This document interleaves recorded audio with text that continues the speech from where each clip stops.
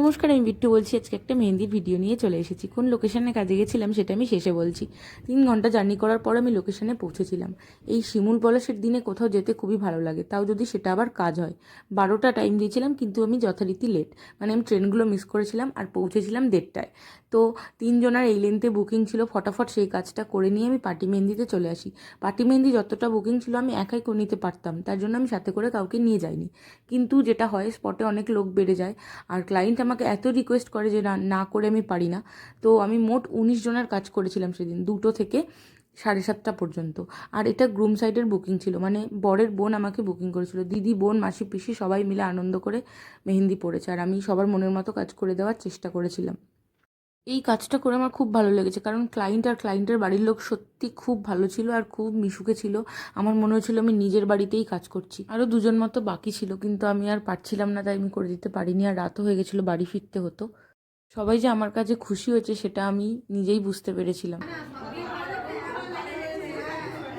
সবাই খুশি তো? ওই দিক দিয়ে সরিয়ে বাবা।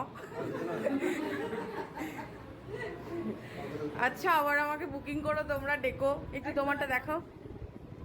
এর একটু বেশি বেশি ছিল কাজ, না হলে এরা বেশি না পড়লে মোটামুটি সবাই হয়ে যেত, কিন্তু হলো না। ঠিক আছে, পরের বার আবার কেউ বিয়ে করলে আসবো। সবাই খুশি তো? চল। এবার আমি লোকেশনটা দেখাই। এই যে পাঁশকুড়াতেই কিন্তু আমি কাজে এসেছিলাম। মণিমালাদের বাড়ি থেকেই একটা দাদা আমাকে স্টেশনে ছেড়ে দিয়ে যায়।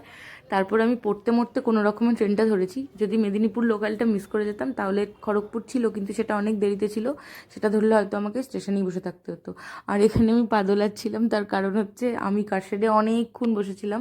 ট্রেনটাও বসেছিল আর কি, 10টা 10, তারপরে 10টা 20, ব্যান্ডেল, বর্ধমান সব মিস করেছি। ভাবছিলাম হয়তো আমাকে হাওড়াতেই থেকে যেতে হবে, লাস্ট ট্রেনটাও পাবো না। তো আলটিমেটলি আমি ট্রেনটা পাই এবং আমি ব্যান্ডেলে নামি। এই যে আমার পতিদেব আমাকে, মানে সৌরভ, নিতে এসেছিলো। ক্লান্ত শরীরে আমি বাড়ি ফিরি, আর এখন বাজে 12টা 20। এই সময় আমি বাড়ি ফিরেছিলাম। তো ভিডিওটা এই পর্যন্তই ছিল।